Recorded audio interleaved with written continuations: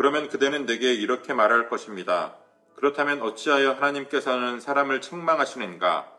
누가 하나님의 뜻을 거역할 수 있다는 말인가? 오 사람아, 그대가 무엇이기에 하나님께 감히 말대답을 합니까? 만들어진 것이 만드신 분에게 어찌하여 나를 이렇게 만들었습니까? 하고 말할 수 있습니까? 토기장이에게 흙 한 덩이를 둘로 나누어서 하나는 귀한 데 쓸 그릇을 만들고 하나는 천한 데 쓸 그릇을 만들 권리가 없겠습니까? 하나님께서 하신 일도 마찬가지입니다. 하나님께서 진노하심을 보이시고 권능을 알리시기를 원하시면서도 멸망받게 되어 있는 진노의 대상들에 대하여 꾸준히 참으시면서 너그럽게 대해주시고 영광을 받도록 예비하신 자비의 대상들에 대하여 자기의 풍성하신 영광을 알리시고자 하셨더라도 어떻다는 말입니까? 하나님께서는 우리를 부르시되 유대 사람 가운데서만이 아니라 이방 사람 가운데서도 부르셨습니다. 그것은 하나님이 호세아의 글 속에서 하신 말씀과 같습니다. 나는 내 백성이 아닌 사람을 내 백성이라고 하겠다. 내가 사랑하지 않던 백성을 사랑하는 백성이라고 하겠다. 너희는 내 백성이 아니다 하고 말씀하신 그곳에서 그들은 살아계신 하나님의 자녀라고 일컬음을 받을 것이다. 그리고 또 이사야는 이스라엘을 두고 이렇게 외쳤습니다. 이스라엘 자손의 수가 바다의 모래와 같이 많을지라도 남은 사람만이 구원을 얻을 것이다. 주님께서는 그 말씀하신 것을 온전히 그리고 조속히 온 땅에서 이루실 것이다. 그것은 또한 이사야가 미리 말한 바 만군의 주님께서 우리에게 씨를 남겨주지 않으셨더라면 우리는 소돔과 같이 되고 고모라와 같이 되었을 것이다 한 것과 같습니다. 아멘. 6월 14일 수요일 오늘의 매일 성경 본문 말씀은 로마서 9장 19절로 29절까지의 말씀입니다. 바울은 오늘 본문에서 하나님의 주권을 변호합니다. 하나님께서 주권적으로 택하신 자들을 구원하시고 택함받지 못한 자들이 심판에 이르게 된다면 어째서 하나님께서 모든 주권을 가지시고 택함을 받지 못한 자들을 책망하시느냐, 이러한 질문을 사람들이 할 수 있다는 겁니다. 바울은 그러한 질문을 제시하는 자에게 자신과 하나님에 대한 정체성을 먼저 바르게 해야 함을 말씀합니다. 그대가 무엇이기에 하나님께 그렇게 질문하는가? 피조물이 어떻게 창조주 하나님께 그러한 질문을 할 수 있는가? 이러한 말을 먼저 합니다.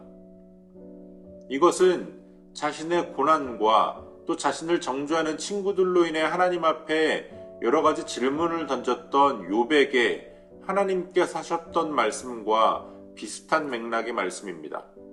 하나님께서 자신에게 따져묻는 욥에게 주셨던 응답은 내가 땅에 기초를 놓을 때 네가 어디 있었느냐? 트집 잡는 자가 전능자와 다투겠느냐? 하나님을 탓하는 것이냐? 이렇게 말씀하셨습니다. 오늘 바울이 이야기하는 바가 바로 그것입니다. 하나님의 주권에 토를 달지 말라는 겁니다. 하나님께서 구원받을 자들을 택하셔서 구원하시는 그 주권에 대해서 우리가 다 이해할 수 없는 부분이 있고 그것에 대해서 질문하는 것이 무의미하다는 겁니다. 그렇지만 바울은 거기에서 끝나지 않습니다. 하나님의 주권을 변호합니다. 창조주 하나님을 토기장이에 비유하면서 좋은 데 쓰는 그릇과 천한 데 쓸 그릇을 만드는 것이 토기장이의 주권이 아니냐 이렇게 말씀합니다. 이 토기장이의 비유는 예레미야서에서도 등장하는데요.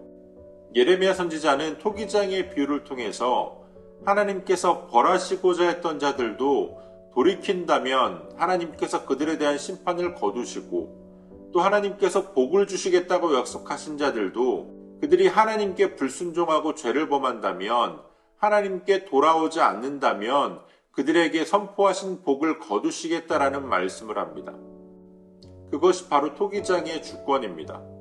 그것이 오늘 바울이 본문에서 인용했던 호세아서와 이사야서의 말씀을 통해서 증명됩니다.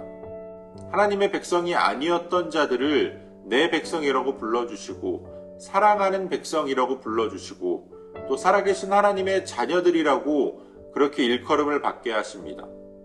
또 반면에 하나님의 백성이었던 이스라엘이 모두 다 구원을 받은 것이 아니라 그곳에서 하나님께서 특별히 택하시고 남겨두신 자들, 남은 자들을 구원하십니다. 이것이 하나님의 주권입니다. 심판할 자들을 심판하시되 끝까지 남은 자들을 남겨두시고 또 그들을 통해서 하나님의 일을 이루어 가시고 하나님의 나라를 세워 가시는 바로 그것이 하나님의 주권입니다. 하나님의 주권을 트집 잡고 거기에 의문을 던지는 자들에게는 하나님의 주권이 멀쩡한 사람을 심판에 이르게 하는 주권처럼 보일 수 있지만 실상은 멸망에 이를 수밖에 없는 모든 사람들을 향해서 끝까지 참아주시고 기다려주시는, 또 택하신 자들을 남겨주시는 살리는 긍휼의 주권인 겁니다. 오늘 우리는 하나님의 그러한 주권 안에서 하나님의 자녀가 되었습니다. 우리에게 은혜를 베푸시는 주권으로 구원을 받은 우리가 받은 은혜를 우리만 소유하는 것이 아니라 함께 전할 수 있는 삶을 살아가는 저와 여러분들이 되어주시기를 소원합니다. 오늘도 우리에게 주신 본문의 말씀을 몇 차례 더 읽으시면서 여러분들에게 개별적으로 깨닫게 하시는 하나님의 말씀을 묵상하시고 각자의 기도로 오늘의 묵상을 마치겠습니다.